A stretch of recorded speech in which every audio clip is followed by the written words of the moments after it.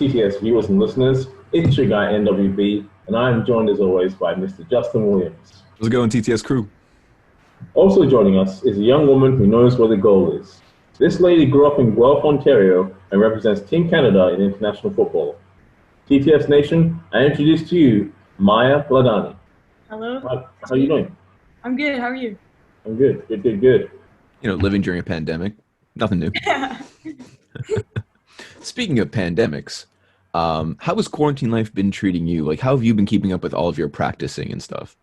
Well, fortunately, my team right now has given me a program, so I've just been trying to do that daily, although the days may seem, redundant and stuff, just trying to enjoy them and make the most of them, doing my strength training, conditioning, soccer training. Yeah. Damn, so you seem pretty busy. I guess, yeah. No FIFA? Not playing any games? No? No, unfortunately, my brother does not let me play. Your brother? Yeah. Interesting. Oh, fair enough. It's all good. Now, Maya, you joined the West Virginia University this year. You're playing for the Mountaineers. Tell us a bit more about that. Yeah, so I graduated high school early, so I was able to go to West Virginia a semester early. So I guess I was somewhat fortunate in that sense. Otherwise, I'd be, starting during this time. So it was nice to be able to see what it was all about, just get into the swing of things, balancing classes and training and everything. It was a bit unfortunate, though, because everything got cut short due to the coronavirus, like our spring games and, our foreign tour. We were supposed to go to France and Italy, so that was unfortunate that it got canceled. Damn. So over in West Virginia with balancing sports and books, what are you studying? Like, how's this happening? So I actually have not declared a major yet, so I'm just doing general courses. Mm-hmm. Yeah. So, but I'm looking more towards like sports journalism or sports management. Oh, so kind of what Nee and I are doing right now, sports journalism in a way. Yeah. Oh, cool. Well, you're always welcome to come on the show, Maya. We'd love to have you on in the future. You graduated early. Mm-hmm. That's cool. How did that come about? Well, I've moved a lot in my life. I've actually gone to a different school every year of high school due to soccer. So grade 9, I attended Centennial Collegiate Vocational Institute in Guelph. And then I was asked to move to Vancouver to join the Vancouver Whitecaps. So I went to school there. Then I came back home and then attended Bill Crothers Secondary School. And then for grade 12, I did online for half a semester, just finishing up credits, fast tracking, and then I went to West Virginia. Amazing. Wow. You touched on the Whitecaps, and you spent time in their elite program, if I'm not mistaken. Yes. What was that like? It was a big adjustment, moving to a different province alone at the age of 14. Yeah, and I had some rough times. I actually broke my toe, so I was injured for a while. So that was difficult dealing with that alone, living with a billet family. But overall, I think it helped me improve as a person and a player. I broke my right ankle running into a tree on a toboggan, so it was bad. It was also 14, so you were bouncing around from school to school. I'm assuming you played soccer even in elementary school. Like, when did you first touch a ball and you were like, this right here is going to be my job? Yeah. Well, I wouldn't consider it a job. So I started playing when I was 3 years old, and yeah, I started playing because, I'm very competitive with my older brother, like I said, so I wanted to do what he was doing and do it better. And then I just fell in love with the game and I stuck with it. Okay, so were you always midfield or were you like forward? Did you bounce around? Yeah, so when I was younger, I played as a striker or a left wing, just cutting in and stuff. And then when I was like 11, I started becoming more of a midfield, like more frequently and staying in that position. Yeah. Nice. Interesting. And is there a player that you model your style of play on? Or a mold that you represent? My idol is Lionel Messi. I think he's the best player in the world. But I do like Marta Vieira da Silva as well on the female side, the Brazilian. And Ronaldinho, all the players with flair. I try to take a little bit of everything from every player to try to mold it into my own style. So you started really young at 3 years old. I'm assuming you have thousands upon thousands of stories, but what is your number one memory, or like when you think back to it, you're like, this is the highlight, you know what I mean? Necessarily good or bad, but what do you think of? Like, what's your biggest? It was probably my first call into the national team. When I was 13, I got the email for the U15 national tournament, and I had to reread it like 3 times. I saw like their sticker at the bottom of the email, so I knew it was legit, and I was just like, that's the moment. It just like everything came together, and like my dream is becoming a reality. I'm not gonna lie, if I was in this situation, I probably would have cried. Yeah. Like tears of joy. Oh God, yeah, are you kidding me? Like I got accepted to uni and I cried. I was like, so moving out at 14, right? But you lived with a family, but I'm assuming there's still a lot of independence. So you've had to grow kind of rapidly, and you took the heels of academic pressure and you ran with that quite literally very well. Do you also cook on your own? Is there like a culinary aspect that you picked up? Is like YouTube teaching you, or like does your brother teach you how to cook? Like how does it work? Well, I haven't actually had to cook a lot because fortunately the billets situation, they still provided meals. I know how to make eggs and pasta and salad, Protein and carbs. That's what I love how you just said eggs in general. Yeah. You're like, every egg, I got it. You want it poached? Yes. My mom wants me to like learn from her and stuff, but well, your mom's gonna listen to this podcast later, so Mom, she said eggs in general. She's learning. Where do you see the growth of females in football or soccer in 20 years from now? Well, I think it's definitely improved a lot. As you could see in the 2019 Women's World Cup, you got lots of European teams finally showing that, they're probably the most dominant continent, honestly. And, the Spain women national team showing that they can compete with the United States, who are deemed to be the number one. So lots of different countries showing that they can compete. And then hopefully Canada can follow suit and, look to evolve in that sense as well. So I think it's going in the right direction, the right path. Fantastic. Now, on the World Cup, I've got some breaking news. I don't know if you're aware of this. This has only come out in the last 20 or 30 minutes. We're recording on the 25th of June for our audience, but I can announce that the 2023 Women's World Cup will actually be hosted by Australia and New Zealand. I'm wearing my Australian jersey. As a shout out to the Matildas and the New Zealand team as well will also be hosts. It's the first time that the tournament is going out to the Oceania region, and you, Maya, you could be a part of that. Have you ever been to the Oceania region? I have not, but I've always wanted to. Pack your bags and sunscreen. Right. Start learning about the different places. Get yourself ready. For sure. Awesome. Okay, so since we touched on the World Cup there, at that point in 2023, let's assuming that you're going to be called, like you've already been called up. I'm just going to assume you're going to be a starter at this point. For the team? Yeah, why not? Okay. I've heard 16-year-olds can start for seniors as well. So, what would your biggest fear / excitement be for starting in Canada? Well, obviously it's something that I've always wanted to do, and representing them at the world stage would be an absolute honor. So obviously there'd be lots of nerves, but I find, dealing with nerves right now, it's just once I get the ball, once I get touching it, I just forget about everything, cross the white lines, and I'm just focused on what I can do. And it's just, you play with instinct and everything just flows all from your training, and you just rely on that to, help you perform and do what you can. Amazing. And you've already represented Canada at under 15, under 17, and under 20 level at the CONCACAF Championships in particular, where you've won silver and bronze medals respectively. Tell us more about that. So after being called for the U15s, I started being introduced to more camps, training camps and stuff, and then I was called to the U17 team for a tournament in China. So that was the first time that I've been out of North America. So that was very interesting. The flight was it felt like 3 days. In fact, one of my teammates was able to celebrate her birthday twice, one on the way back from China and then one when we came back to Canada. So that was cool. Right. That's But very selfish. yeah, Hey, why not double down?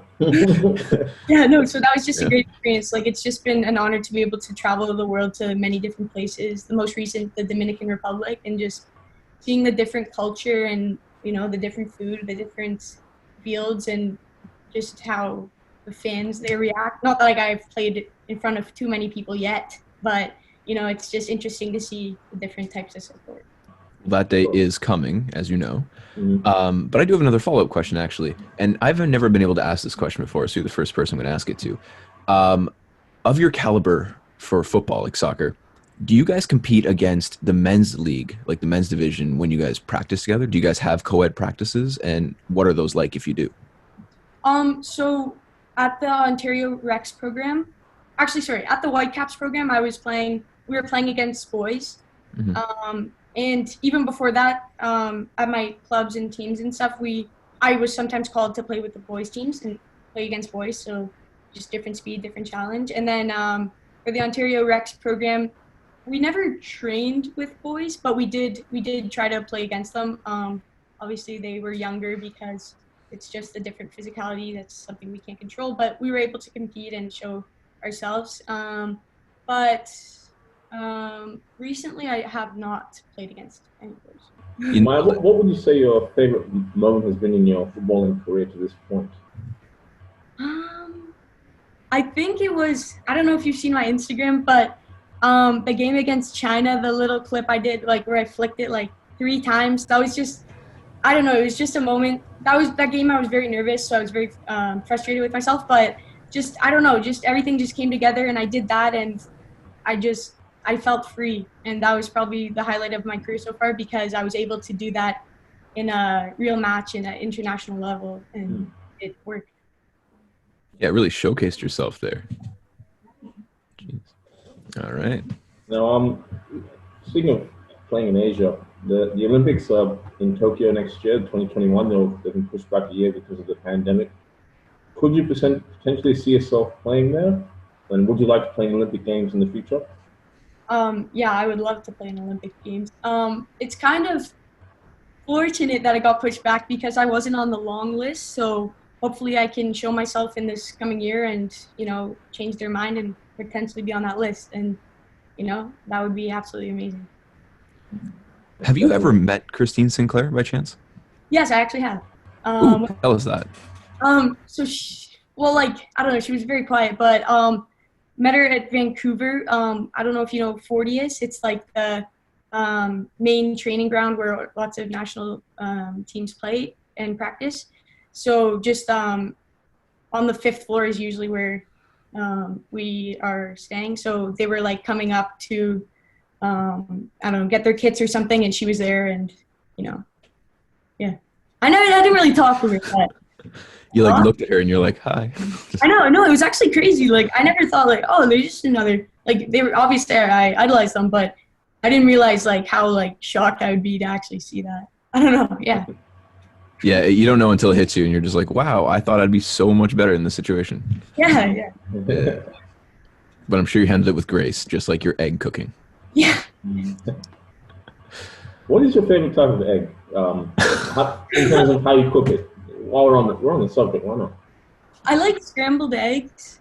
I don't really like when the yolk is not mixed in, like sunny side. Right. So, yeah, I prefer scrambled or just an omelet style. Now back to football for a quick second there. Yeah. Would you prefer? Okay, so here's the thing, because I have a buddy who's midfielder as well, and he tells me some of his that he much rather set a goal up for somebody than score himself. Do you feel that same notion? Well, since I'm an attacking midfielder, I like to do both. As I've gotten older, I've seen my goal tally decrease because of the difficulty to, score from afar and stuff. So I have to work on that. But when I can get in the box, I do love to score and I do love to assist. So I like doing a mix of both. But I do enjoy, a nice slip ball through, sending my teammates through a nice ball. That's I love that feeling. But no, I enjoy scoring as well. I know it's relatively early on in your career. I'm sure you'll be playing for many years to come. But what is some advice you could pass on to some of the younger kids some of the younger girls and boys that want to be like you and play football for their country, play for a club one day? What's some advice for them? I would just say don't compare yourself to anyone. Everyone's journey is different, you know. Some may start at a young age, some may start at 13, like Alex Morgan, you know. Everyone has a different path, and although, you know, you may not see immediate success, just keep trusting the process, and yeah, just don't compare your path to someone else's, because everyone may get there at a different time, but you know, it's always possible. Like that. Brilliant. Your own path. That's beautiful. Another quote for this one. Wow. Amazing. Maya Ladhani, 2020. Exactly, right? We'll put that up. In the next few years, can you see yourself playing in the NWSL, or would you prefer to play in Europe? Have you thought about that, or is it still early days for you? No, I've thought about that. It's my dream to play professionally. Preferably Europe. I feel like that's more my style, you know. Spain, Italy, France, Germany, all those countries have, and England, all those countries have evolved a lot. So I would love to be in that environment and to grow and develop and showcase myself there. Very good. Well, Justen and I are Arsenal fans, so we'd love to see you wearing red and white. But if not, it's all good. We won't hold it against you. It depends on who she plays for. Then it might not be as good. Okay. Like Leicester, I wouldn't care. But if she's like, oh, Chelsea or Man City or Man U. Might be a problem. Yeah, we'll have you on for a shorter segment. Tottenham, big problem. Oh, yeah, Tottenham, you won't even be on the show. We'll be like, who? I don't. Still in the Invincibles period, but you know, they've kind of declined. But if I was truly a fan, I wouldn't be a bandwagon. But hey, yeah, we've been there through the good, the bad, and the whatever the hell this season is. Yeah, 2020. I want to restart the season. Is there a reset button on the EPL? No, 100%. Just delete. Yeah. All right. All right. Well, Justen actually has a game for you to play, Maya, before we get you out of here. I'll let him take it away. All right, so this is one of my favorite games growing up as a kid. By kid, I mean like early teens. It's called Would You Rather. Okay. Now, as I'm sure you know how to play this game, but maybe our fans don't know, so I'll kind of give a quick rundown. Essentially, I'll present you with a scenario and give you two options, and you state which option you'd prefer, and maybe a brief explanation as to why. okay. All right. So, you know, it's pretty simple. I have 5 questions for you, so take as long as you need. Question number 1. Would you rather go into the past and play with your idols, or go in the past and play against your idols? Ooh, that's a tough one. They get tougher. Okay, I probably want to play with them. And why is that? Well, because they're my idols, and I would want to, you know, just learn from them and combine with them and have success with them. That's a very Canadian answer of you. I like it. Success with them. Okay. Now this one actually out loud. This one's pretty easy. Maybe not actually. All right. Would you rather score top left, like a nice chip, or bottom right, like straight to the ground? Ooh, top left. Top left? Why top left? I feel like top, like upper 90, any goals that they're just considered, you know, just better. You know, obviously hitting some nice low corner shots would obviously be nice, but I don't know, it's just more glorious. Makes them the highlight reel a little better. Yes. Yeah. Actually, in Germany, we have an expression where, like, if the goalie can't even make it, but he still jumps, it's like he did it just for the photo. Right. Yeah. It's like, anyways. Okay. Question 3. Would you rather receive a red card, but your team wins the game, or score a goal, but your team loses the game? Red card, so my team wins. That was a lot quicker than I. Okay, I thought you'd be like, Well, yeah. what's the point in scoring if we lose, you know? I guess, yeah. I mean, No, yeah. I didn't mean that. I mean, like, if there's a way that if the red card still results in success, then that's Yeah. something. I guess I could have made it more complicated, being like, let's assume it's your final game and you're about to break a record. Would you rather score a red card? I feel like that would have. Yeah, but that wasn't the question. That was. Justen, you can't change it now. Yeah. I know. God, you approved these questions, Nee. Right, so just do them. Okay, now question 4. Would you want to run faster or have better ball control? Well, I think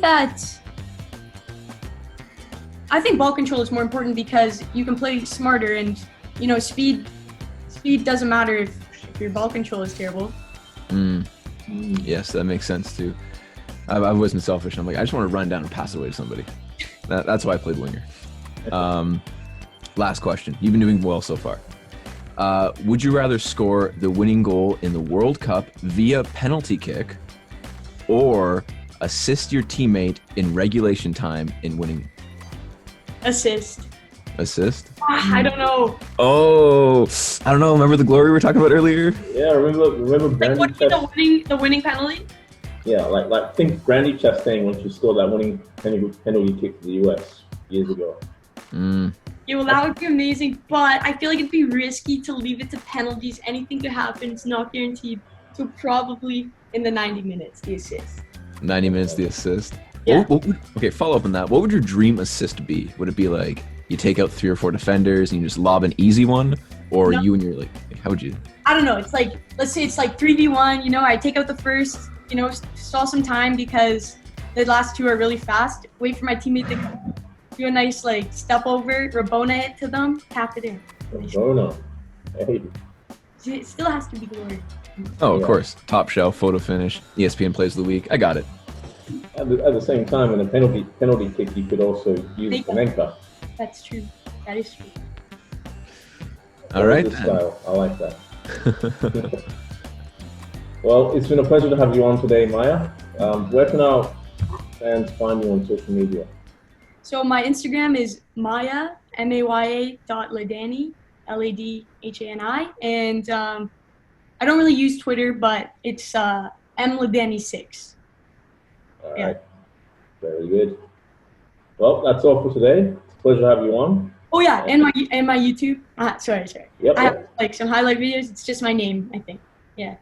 It's a name, I think. Maya Ladhani. I'm sure it's linked to your Instagram, no? Yes. Yeah. Oh, that's fine then. You can just one through the other then. We'll find it. Exactly. And we'll be on that. All right. It's a pleasure to have you on. We wish you all the best. Thank you. And we look forward to seeing you in Team Canada colors very soon, once again. And we'll have to have you on before you ship off to 2023. Yes. That's right. And down in Australia and New Zealand. Or we'll do the show there. We'll just come visit Yeah, you. why not? I'm I mean, down for that. Of course you are. I'll sleep on your couch. I'm not biased at all. TDS Nation, All right. from Talk some more. Love the 6. Let's connect. Bye.